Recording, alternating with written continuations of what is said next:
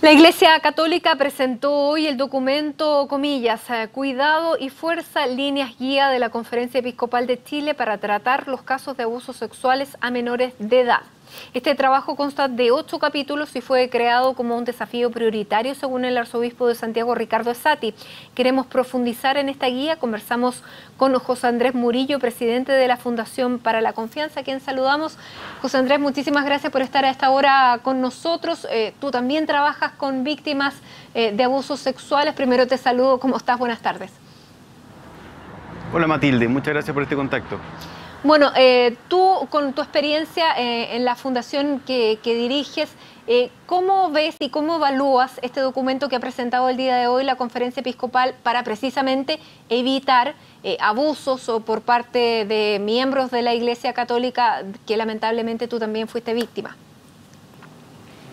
Bueno, la verdad es que creo que es una buena señal esta guía que está presentando la Iglesia, que consta, bueno, todos estos capítulos, pero yo creo que lo más importante es que la Iglesia tiene que darse cuenta que el abuso sexual infantil es un abuso de poder que se manifiesta sexualmente y no un abuso sexual y no una relación sexual que se manifiesta de manera abusiva y de manera dañina.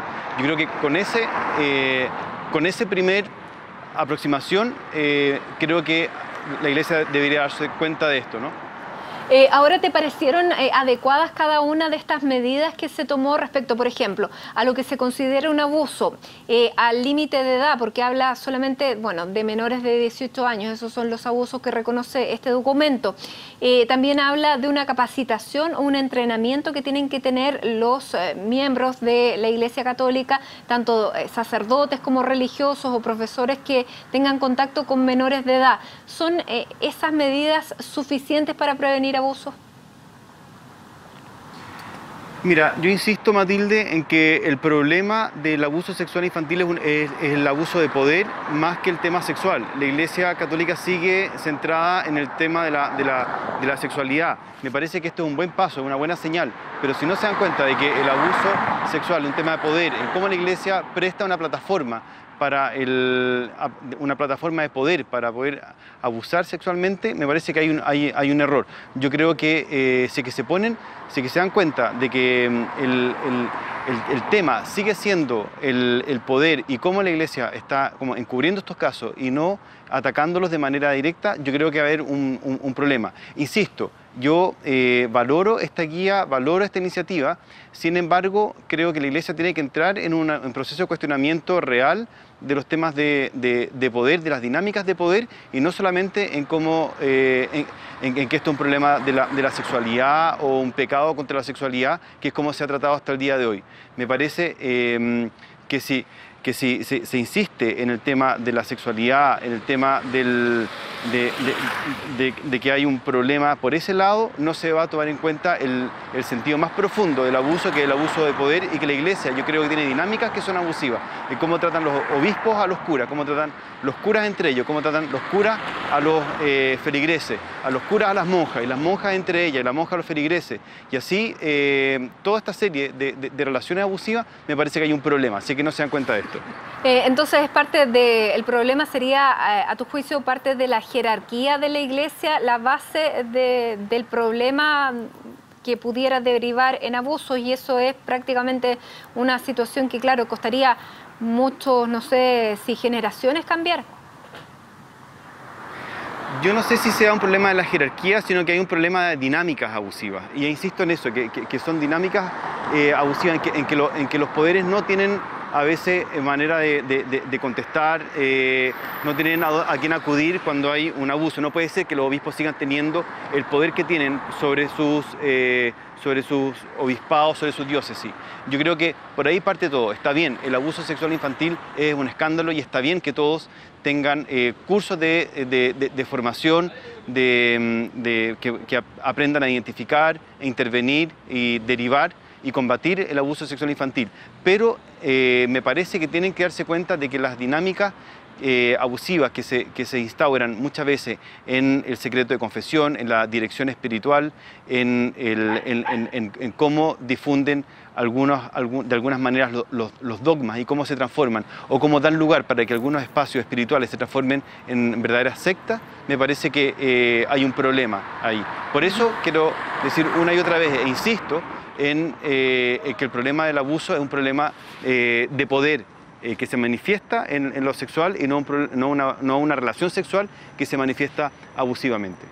Ahora, si tuviera este complemento, ¿este documento sería, digamos, completo para la prevención de abuso?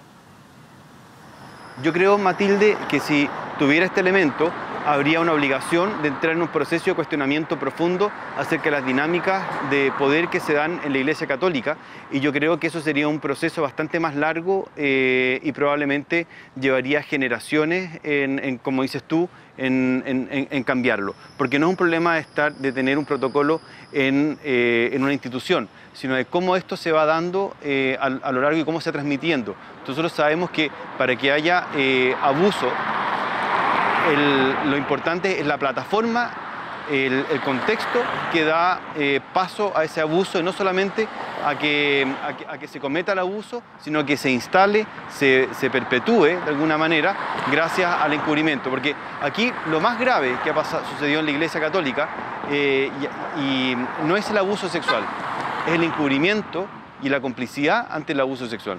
Entonces, por eso que no utilicen el caso Karadima como si hubiera sido como Karadima quien se coló de alguna manera por las filas de la Iglesia para cometer abuso, sino que fue la Iglesia misma la que le prestó la plataforma y le siguió prestando durante años a sabiendas para cometer estos abusos, porque le convenía de alguna manera para instaurarse como un poder. Entonces, ahora, aquí la Iglesia tiene... Te quería hacer una pregunta respecto a este mismo tema, porque en la presentación de este documento, el secretario general de la Conferencia Episcopal, el obispo Cristian Contreras, dice que, y lo quiero citar, que el caso Karadima le ha provocado un daño inconmensurable a la Iglesia. Quiero saber qué opinas tú y qué sientes tú como uno de los denunciantes, que una figura como el obispo Contreras reconozca esto el día de hoy.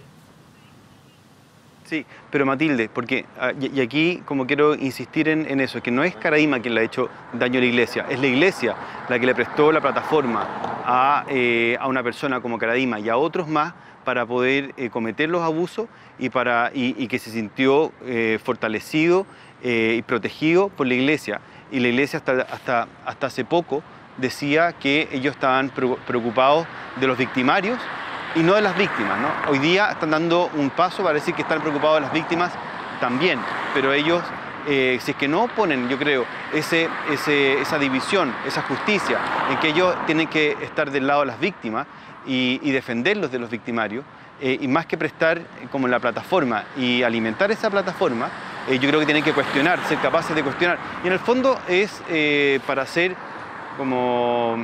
honesto, creo yo, que es lo que está en el corazón del cristianismo, ¿no?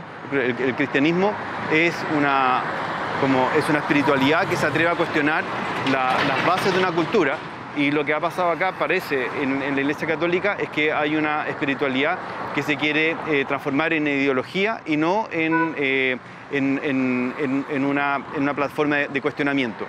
Por eso yo creo que hay algunas personas dentro de la Iglesia, a cuales yo respeto muchísimo, que están cuestionando las bases, que están cuestionando la estructura del poder que se ha instalado. Ahora, bueno, este documento también tiene algunos capítulos en que dice la manera en cómo se protege a las víctimas, la manera en que cómo se les hace saber cómo va la investigación una vez que ellos denuncian, cosa que con ustedes, por ejemplo, no ocurrió. ¿Tú ves que hay pasos que se están tratando de dar? A ver, se están dando pasos. Van en el lado de la espiritualidad más que del daño psicológico, en el daño material, en el daño vital que se da a las víctimas. Y yo creo que si no se dan pasos en esa dirección va a haber un problema. Como la Iglesia Católica tiene que darse cuenta que el abuso ocurre no solamente a niveles vitales, psicológicos, sexuales, corporales, materiales, y no solamente en lo espiritual. Si que no se dan cuenta de esto, yo creo que va a haber ahí hay un cierto como como desfase, ¿no? Como el daño es material, es corporal, y la ayuda que se presta es espiritual, cuando en realidad es lo que a las víctimas lo que menos les importa es recobrar su vida espiritual, o lo hacen por otros lados, justamente porque hay una injusticia en el trato de la persona cuando ha sido víctima y cuando la institución no se hace cargo. Entonces yo creo que la Iglesia Católica tiene que darse cuenta que probablemente ellos, y en esto empatizo mucho, ¿no? Como ellos no pueden asegurarle a las personas que nunca más ningún niño va a ser víctima por parte de algún sacerdote, pero sí debieran asegurarle que nunca más van a ser indiferentes ante este abuso, nunca más van a abandonar a las familias, a la víctima misma, a la vida de esta víctima, nunca más van a cuestionarla, van a tratarla como cómplice, como responsable, como pecadora ante una situación de abuso de la cual ellos fueron víctimas. José Andrés, ¿cuánto pesa que en este documento que es de la Conferencia Episcopal, también en esta Conferencia Episcopal forme parte de ella Juan Barros, el obispo, hoy obispo de Osorno? Mira, mientras personas como Juan Barros, como el obispo Koljatich, el obispo Valenzuela, y hay varios obispos más que ellos saben, incluso Manuel Camilo Vial, que no solamente encubrió, sino que como hizo responsable a una de las niñas que fue víctima de abuso de un sacerdote, a la que le hicieron además abortar, y él dijo que no sabía que había que denunciar, que ella se veía mayor. Entonces yo creo que hay muchos obispos que hoy día están firmando este documento que tienen una historia en la cual antes deberían como pedir perdón públicamente por los hechos de los cuales ellos no han dado aviso, no han denunciado, han guardado silencio, han sido muchas veces realmente unos como Pilatos ante las víctimas de abuso, y no ha sido lo que ellos se supone que están llamados a hacer, que es defender a los más vulnerables, a los más frágiles, a las víctimas, del cual ellos deberían estar en su lugar, en la misma vereda, y no de parte de los victimarios. Perdón, José Andrés, pero tú estás diciendo que hay un obispo que obligó a una menor de edad a abortar después de un abuso sexual. No, yo no estoy diciendo que él la obligó, estoy diciendo que él dijo en el juicio, Manuel Camilo Vial, en el juicio contra uno de los sacerdotes que fue acusado, un sacerdote violó a una niñita, después esa niñita, esto fue un juicio del año 2011 creo, fue obligada a abortar. Ese sacerdote salió a la iglesia, y Manuel Camilo Vial durante el juicio dijo que él no sabía que esta cosa había que denunciarla a la justicia, y que además esta niñita se veía mayor de edad. Y eso ese tipo de aseveraciones me parecen impresentables, y me parece que aquí debiera haber un mea culpa bastante más profundo por parte de la Iglesia, y no solamente desde el Vaticano, sino también desde Chile. El mismo, yo creo, Sati, el mismo Contreras, tienen también algunos roles que han jugado en temas de, no sé si llamarlo gravemente como encubrimiento, sí, pero no, por lo menos han sido indiferentes ante casos de abusos de los cuales ellos deberían haberse hecho cargo y haber estado al lado de la justicia, de las víctimas, pensar desde las víctimas y no pensar desde los victimarios. Perfecto, José Andrés, hemos aclarado el punto, y también hemos conversado sobre este documento que acaba de presentar la Conferencia Episcopal. Te queremos agradecer nuevamente este contacto con CNN Chile, y te agradecemos que hayas estado con nosotros. Muchas gracias. Gracias, Matilde, y bueno, la verdad es que yo soy un optimista y tengo esperanza en que este tipo de documentos son un paso para la prevención, para la promoción de los derechos de los niños en todos los ambientes, sobre todo en los ambientes de mayor fragilidad, donde los niños buscan estar más cerca de su propia espiritualidad. Perfecto, muchas gracias. Buenas noches.